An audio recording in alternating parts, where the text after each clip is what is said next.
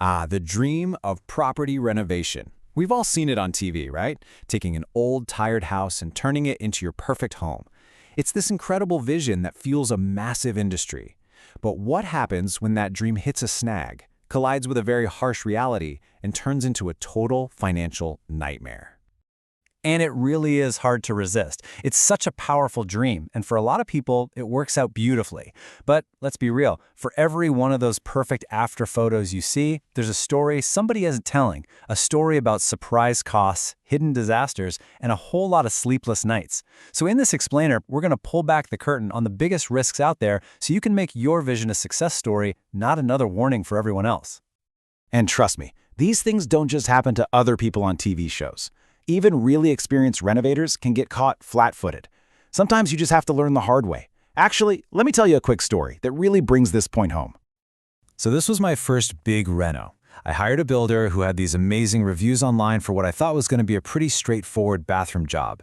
I was feeling confident, maybe a little too confident, and I skipped getting a second inspection on the bones of the place. Huge mistake. 2 weeks later, the crew opens up this wall that looked totally fine from the outside, and boom, rot everywhere, hidden leaks, a total mess. The cost just exploded, the timeline doubled, and the stress, wow. The lesson was pretty brutal, but crystal clear. Being optimistic is great, but it's no replacement for solid prep work. That story is just one tiny example of how fast things can go south. And more often than not, the very first domino to fall in a bad reno is the one with the dollar sign on it. So let's start right there, with the financial traps that can absolutely sink your project. All right, so what do you think it is? What's the biggest, most expensive mistake you can make? Is it hiring a dodgy builder? Finding some huge structural problem? I mean, yeah, those are bad, for sure. But the number one costliest mistake, it's actually one that we do to ourselves. It has a name: overcapitalization. This is what happens when your heart just completely takes over from your head. You pour so much money into a project that you will never, ever get it back when you sell the place. It's when you fall in love with that ridiculously expensive imported marble for a kitchen in a neighborhood where, honestly, buyers just won't pay for it. So the big question is, how do you stop yourself from doing it? Well, you've got to do your homework. That means you have to get in there and research the actual sales data. Find out what the real price difference is between a dump and a beautifully renovated place on your street. A fantastic rule of thumb that all the pros use is this: for every $1 you spend, you better be adding $2 of value. And if your reno budget starts getting close to the sale price of already finished homes nearby, that is a massive flashing red flag. Now, a very close relative of overcapitalization is its sneaky little cousin, the budget overrun. This is when all those, oh, it's just a little extra costs start adding up, and they just quietly eat away at your profit until, poof, it's all gone. So what's the pro move here? It's simple. You have to, and I mean have to, build a contingency fund into your budget from day one. Any experienced renovator will tell you to put aside at least 10 to 15% of your total budget just for surprises. And you know what? If you're working on an older house, you might want to bump that up closer to 20%. Just trust me on this one. But it's not just the numbers on a spreadsheet that can torpedo your project. Some of the absolute biggest risks are lurking where you can't even see them, right there, behind the drywall. I'm talking about the really scary, project-killing stuff. Things like a cracked foundation, termite damage that's been munching away for years, ancient wiring that's a fire hazard, or finding out that awesome sunroom was built illegally by the last owner.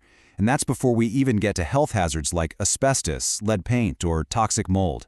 The good news? There is one simple, non-negotiable way to find these nightmares before they become your problem.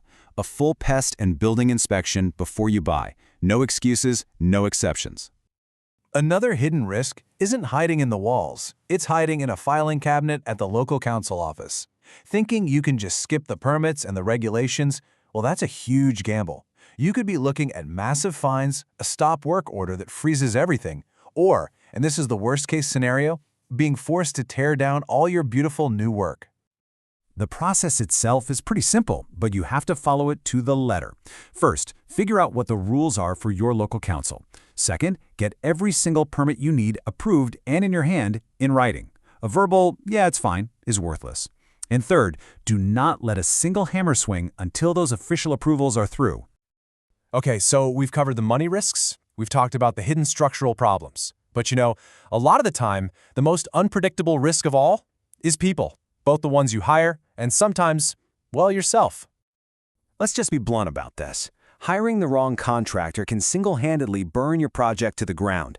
And I'm talking about way more than just a messy work site. We're talking about shoddy work you have to pay someone else to fix, contractors who vanish with your deposit, or just straight-up fraud.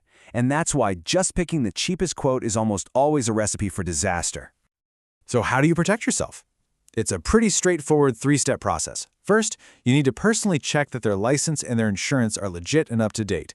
Second, actually call several of their recent clients and ask them how it went. And third, use a detailed contract that links payments to finished stages of the work. Never ever pay a giant chunk of cash up front.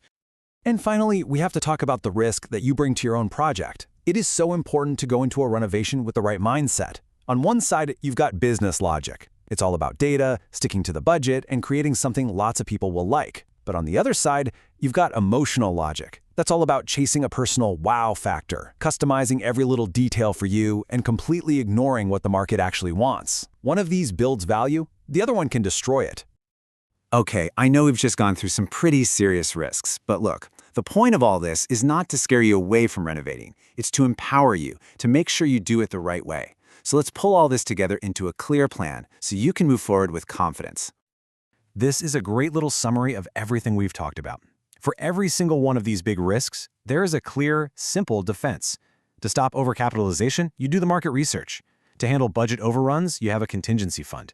For hidden problems, you get that inspection. To avoid bad contractors, you vet them properly.